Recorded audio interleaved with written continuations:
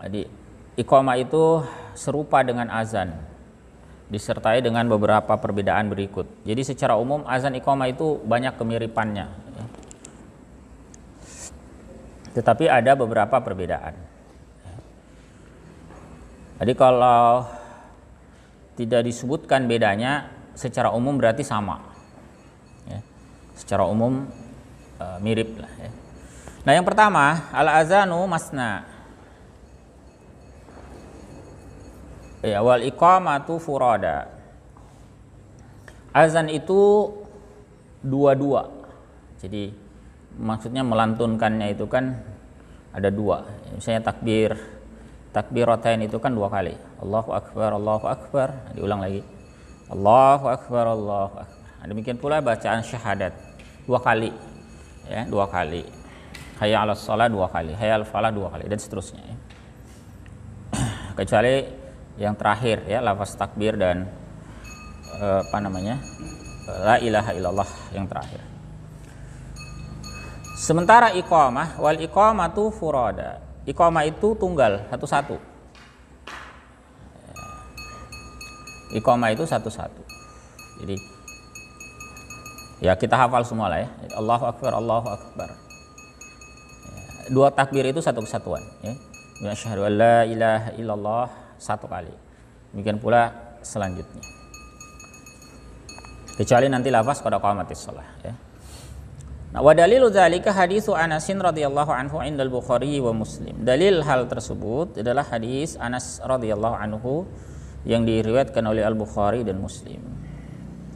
Dalam hadis tersebut disebutkan umira Bilalun ayashfa'al adzana wa yutiral iqamata illa al-iqamata ay lafz qad qamatis shalah wa innaha tukarraru marratain. Jadi diperintahkan Bilal ayashfa'al azan, untuk menggenapkan azan. Azan itu genap dua kali. Wa yutiral iqamah, dan mewitirkan iqamah, maksudnya sekali. Witir itu kadang juga dimaksudkan satu kali. Witir itu kan arti harfiahnya ganjil ya. Maksudnya itu ganjilnya satu kali. Illal iqamah, kecuali al iqamah, maksudnya kecuali lafaz ay lafz qad qamatis shalah. Itu dua kali. Fa innaha tukarraru marratain. Nah, lafaz ini lafaz qad qamatis shalah diulangi dua kali. Wasiqatul iqamati kamilah. Nah, ini redaksi iqamah secara sempurna ya. Sudah hafalah semua ya. Allahu akbar, Allahu akbar dibaca satu kali, asyhadu an la ilaha illallah satu kali, asyhadu anna Muhammadar Rasulullah satu kali, hayya 'alas shalah, hayya 'alal falah. Nah, lafaz iqamahnya dua kali, qad qamatis shalah, qad qamatis shalah. Kemudian ditutup sebagaimana azan, Allahu akbar, la ilaha illallah.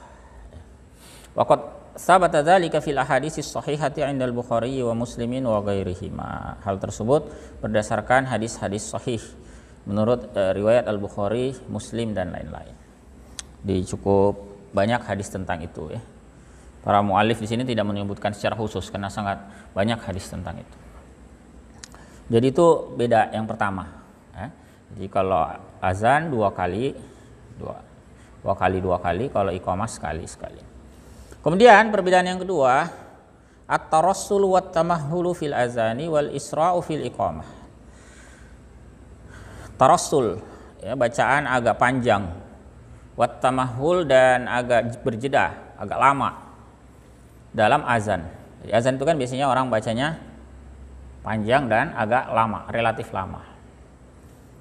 Wal isra'u fil iqamah ya.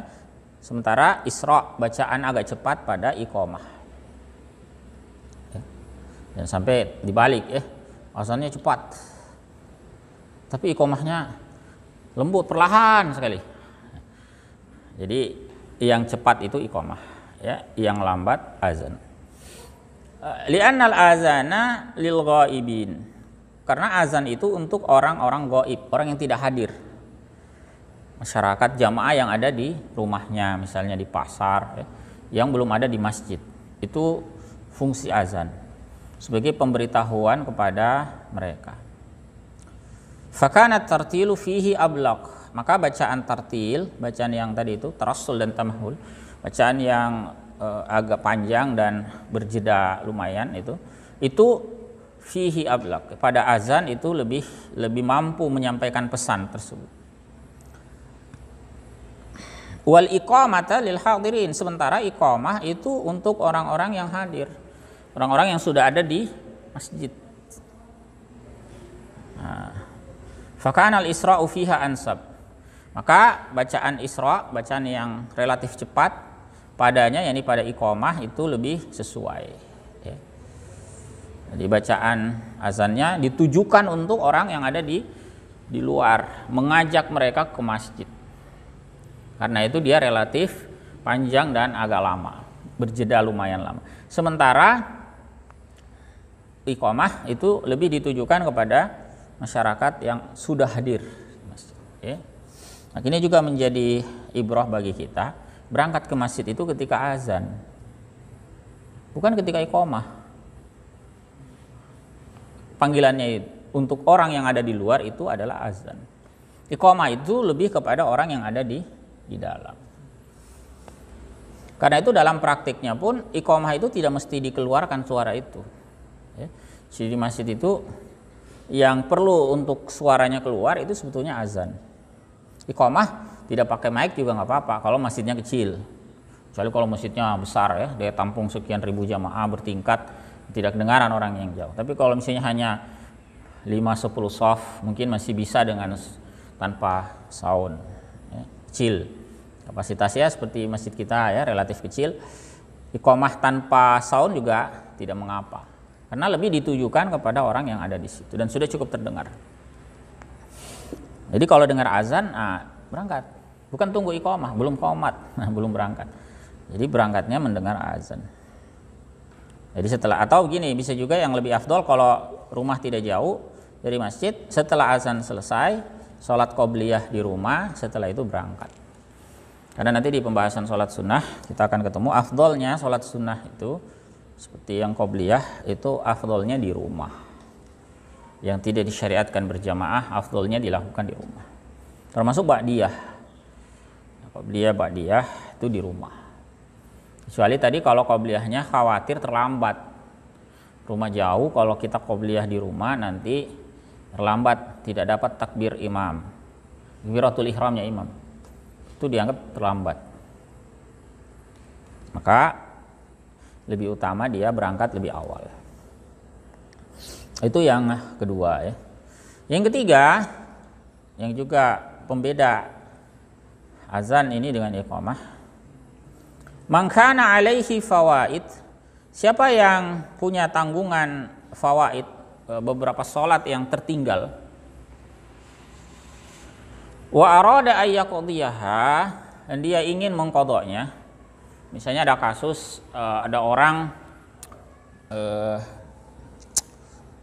karena lelah, capek bekerja seharian, jam 2 siang dia kecapean tidur, baru bangun jam 8 malam misalnya ya. Nanti berapa sholat itu terlewat? 3. Sholat ya, yang wajib 2. Yang apa maksudnya, yang habis waktunya, yaitu sholat asar dan isya. Baru kalau isya kan asar dan maghrib. Kalau isya kan masih ada waktunya karena jam 8. Nah, dia tidurnya melewati beberapa sholat, terlewat. Maka azana lil ula faqat. Dia azan untuk sholat pertama saja. Jadi misalnya dia langsung mau kerjakan 3 itu kan. Jadi asar, maghrib, isya. Meskipun isya sebetulnya kan dia tidak qadha karena masih waktunya. Tapi dia kerjakan di satu waktu 3 sholat itu. Jadi dia azan untuk yang pertama.